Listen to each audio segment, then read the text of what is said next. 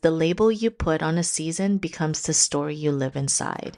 Hi, loves. I miss you guys so much. Life has been full. God's been working behind the scenes, pruning, teaching, and preparing me for this new and exciting season of my life.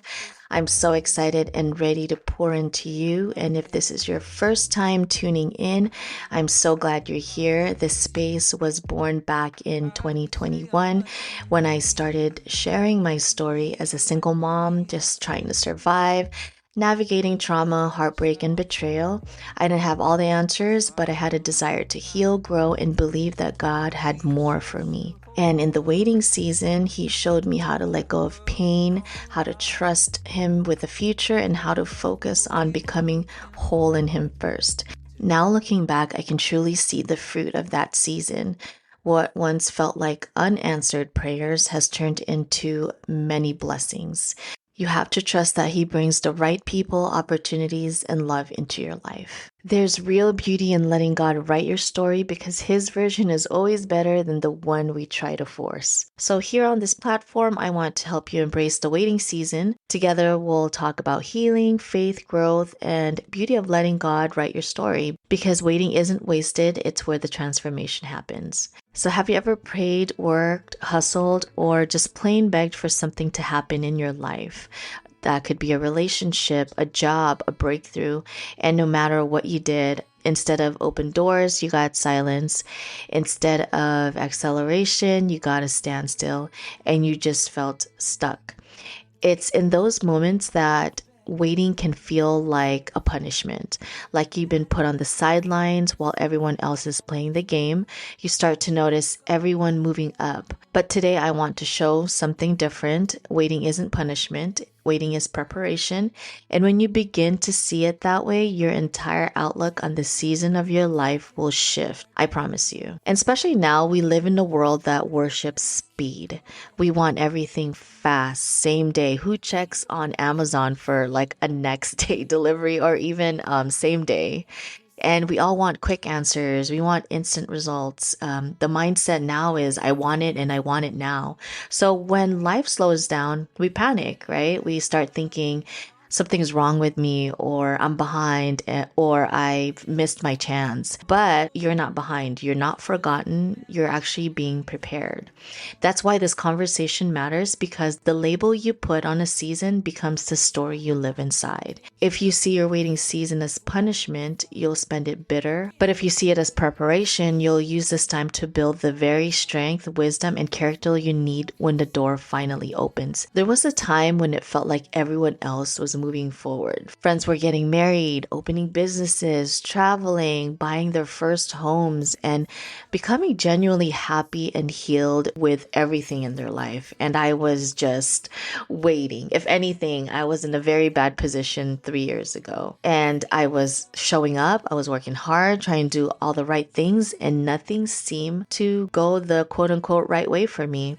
I remember comparing myself to everyone else and asking myself, what am I doing wrong? It honestly felt like a real punishment, like maybe I'm not good enough or this is not my season or this is not the lifetime where everything's going to be rainbows and skittles for me or God was just holding out on me. But looking back now, I can see the season wasn't wasted at all. At the time, yes, it felt like I was just messing up all the time, making the same mistake over and over and over again. But God was using even that. He was exposing patterns in my life that would have wrecked my future if I didn't face them. He was teaching me resilience. He was stretching my faith. And all along, He was preparing me to actually carry the very things I had been praying for. The waiting didn't break me, it actually built me. And maybe, just maybe, that's what it's doing for you. So let's zoom out for a second because science actually backs this up. There's a study on delayed gratification. So back in, I think it's 1960s, psychologists ran what became known as the marshmallow test. A child was seated at a table with marshmallow in front of them and they were given a choice. eat it right now, or wait a little while and receive two marshmallows. Now, it's not about the candy, right? It was about patience and self control. So, what the researchers found is that many of the children who waited ended up doing better later in life in things like school, careers, even relationships. So, the ability to delay gratification, choosing to wait for something greater, predicted long term success. But here's why I love this story, because it connects clearly to our walk with God. Sometimes He sets something in front of us and it looks good, it's shiny, it's bright, it's tempting, and we want it right now.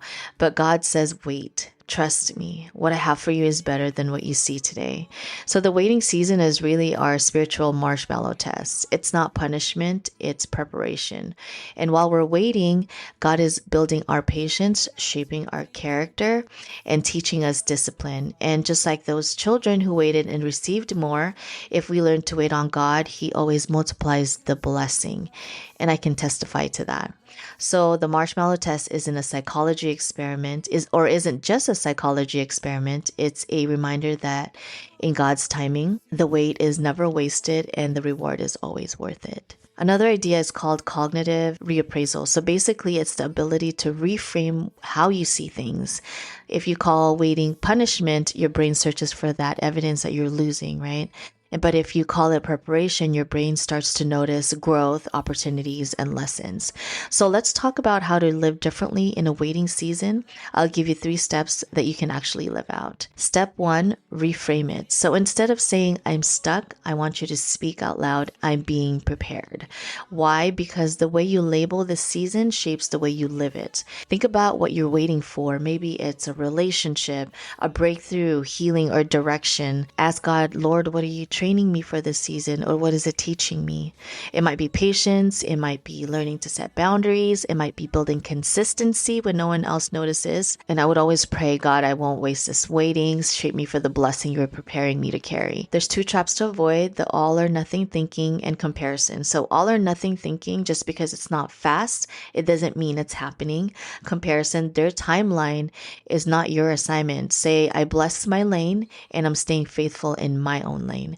So step 1 is about calling the season what it really is, which is preparation. That one word pulls you out of panic and back into your purpose. Step 2, build capacity.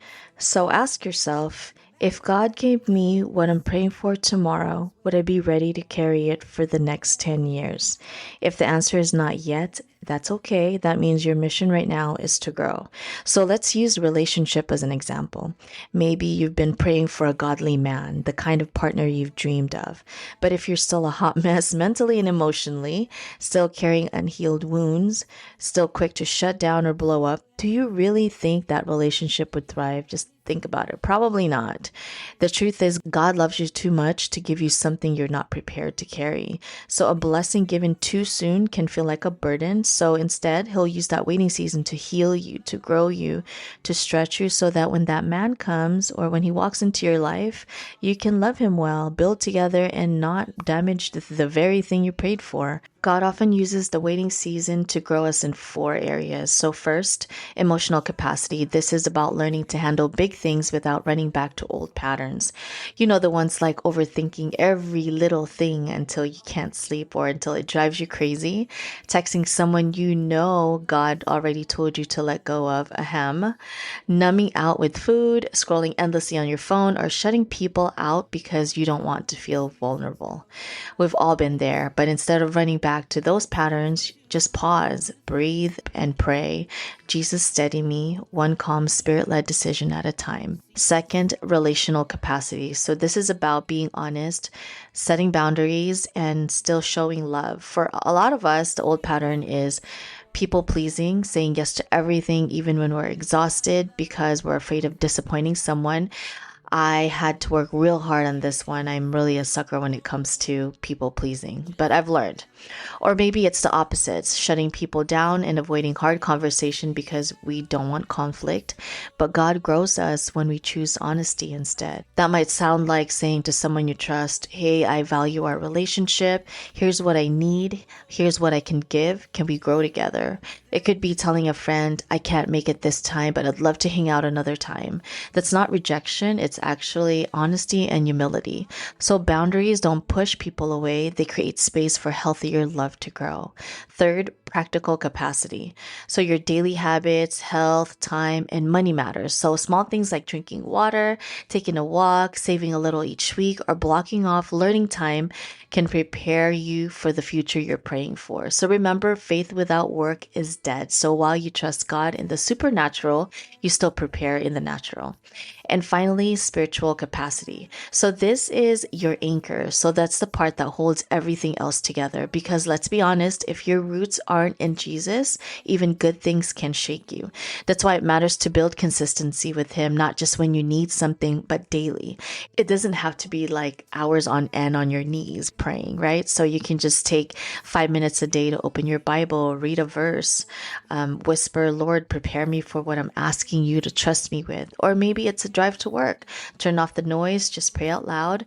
When you start anchoring your heart in His word and His presence, you stop being tossed around by every delay, every disappointment, or every no. So the deeper your roots are in Him, the steadier you'll stand when blessings come, because you'll know it wasn't the blessing that sustained you, it was Jesus. And step 3 on how to live differently in a waiting season is to stay present. So waiting feels heavy when all your focus is stuck on what's next, the relationship you don't have yet, the job you've been praying for, the healing you're waiting on. And God says, yes, prepare for the future, but don't miss the gift of today. So what do you do when your mind starts spinning with worry and the what ifs? Here's a simple reset. So notice 5 things you can see, 4 things you can feel, 3 things you can hear, 2 things you can smell, and 1 thing you can taste. It takes less than a minute, and it pulls you out of anxiety and back in the moment where God is with you right now. And I want you to think of this season like living on 2 tracks. Track A is preparing for tomorrow, so doing the work, building capacity, being faithful in the little things. But track B is actually enjoying today. That might look like calling a friend instead of isolating, cooking yourself a meal instead of grabbing fast food again, serving someone at church instead of sitting in your own thoughts all day, or even something as simple as putting on worship music and laughing with your family. Because joy isn't something you unlock when you finally arrive. Joy is the fuel that carries you there. Now, I already know what some of you might be thinking. I'm tired. I don't want to wait anymore. I'm tired of preparing. And I get it because I was there too, but blessings carry weight. So think about marriage, kids, a new job, or a business you've been praying for, right? Those things are beautiful, but they're not light. If you don't have the strength to carry them, they can feel overwhelming instead of life-giving. Preparation is God's way of making sure the blessing doesn't crush you, but actually grows you. Or maybe your thought is, but what if I prepare and nothing happens, right? That's a real fear, but preparation is never wasted. The patience you build, the skills you learn, the faith muscles you strengthen, they're not just for that one thing. They'll serve you somewhere else, everywhere, in your friendships, in your family, in your work, and in your walk with God. So even if the blessing doesn't look exactly how you pictured it, God will use everything you built in the process. And then there's the comparison trap. You're scrolling and it feels like everyone else is ahead of you, married already, starting businesses, buying homes, traveling, living the life you've been praying for. And you're like, God, what about me? But let me remind you, there is no universal timeline. You're not late. You're not behind. You are right on time for your assignment. So God is not comparing your life to anyone else, so you don't have to either. His timing for you is perfect. So here's a challenge for you this week or during your waiting season.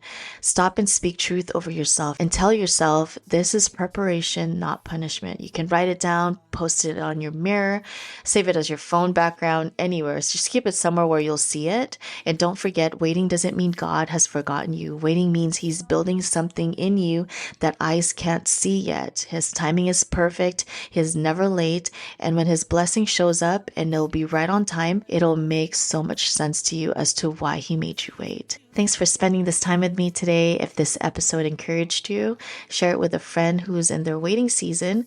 You never know how much that reminder might mean to them. Until next time, keep growing, keep trusting, and keep preparing. You're not stuck, you're being shaped. I believe in you. I love you. Talk to you soon. Bye. Seasons will turn, time creates distance. Two hearts can fall into resistance. Even on a dark night, tell me that it's alright. Everything will be fine. It's okay, it's okay.